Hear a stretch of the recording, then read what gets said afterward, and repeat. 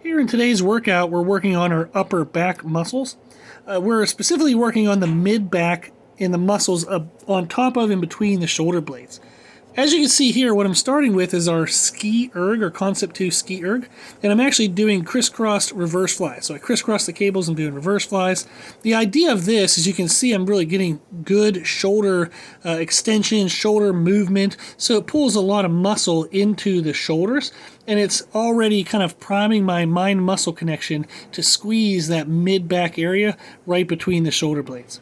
Next, what I'm doing, I'm pairing with that is our Concept 2 rower. My dad and I made a special attachment that you can change the handle on the rower. So I'm attaching some D-ring straps, so that way I can do seated rows where I'm getting a resisted contraction, but a non-weighted eccentric. Again, this is really good for shoulder stretching and squeezing. You can see how much movement happens in my shoulders. This really warms up the back, and it helps increase blood flow to the shoulders, build up that mind-muscle connection. You can play with your hand angles to get different parts of the back.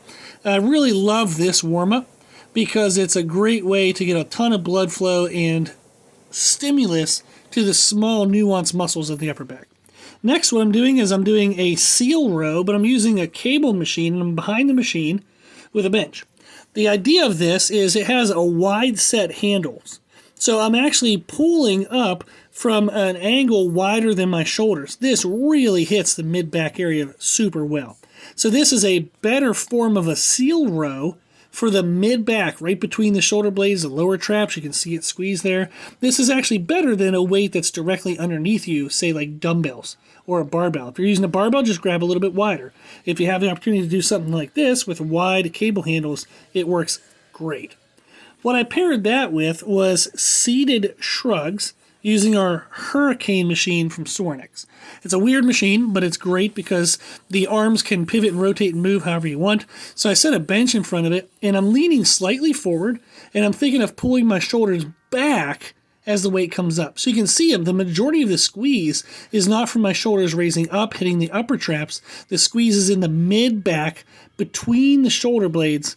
It's hitting that lower trap, all those muscles around the shoulder blades. We're going back here now to look at the seal row, the cable seal row. So for these exercises, I actually went back and forth. I did 2 or 3 kind of warm-up sets to find the right weight, and then I did 3 harder sets. And that's a good system I like, to where I can kind of get an idea of the feel of the movement, work on my mind-muscle connection, and then 3 working sets is usually pretty good. Anything past that, usually the quality is kind of low, or the quality of the work isn't worth continuing. You kind of beat them up, it's time to move on.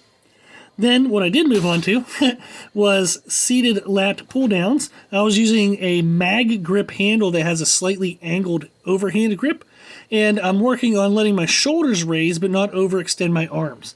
What this does is this helps make sure you work on the lats, the upper part of the lats, and not overly stress your biceps.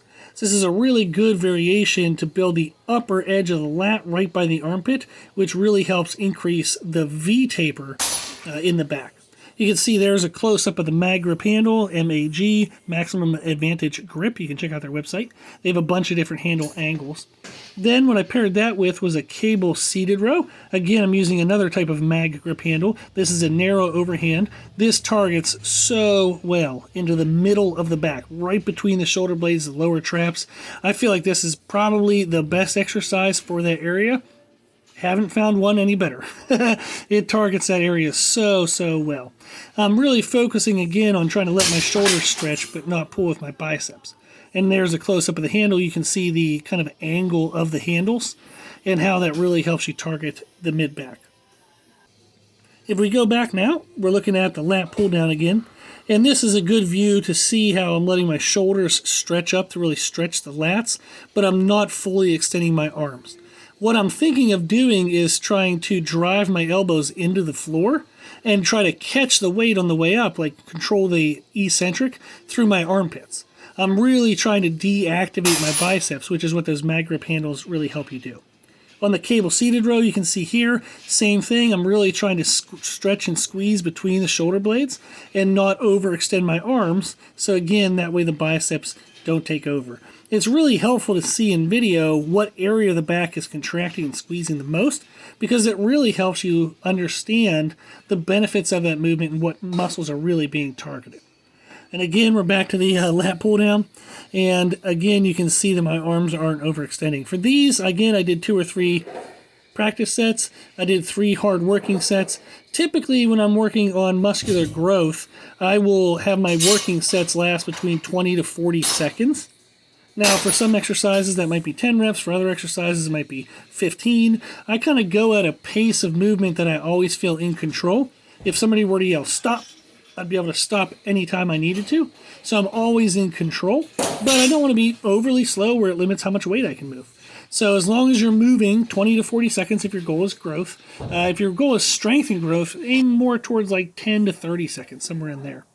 What I did to finish the workout was I used Spud Inc. jump strap cables, which go around your wrist, so it's just easier on the grip. And I'm doing an angled underhand pull down, actually standing away from the machine.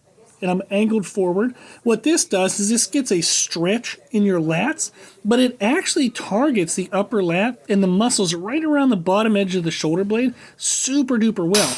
So it looks like it would be for the lower lats, but it's actually not. It's excellent for the upper lats and kind of the muscles underneath that control the shoulder blade positioning. So it's kind of like the upper inside of the lats.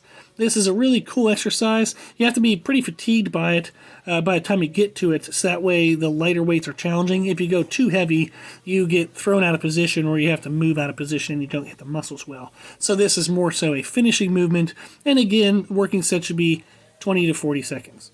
Awesome. Hope you enjoyed the video.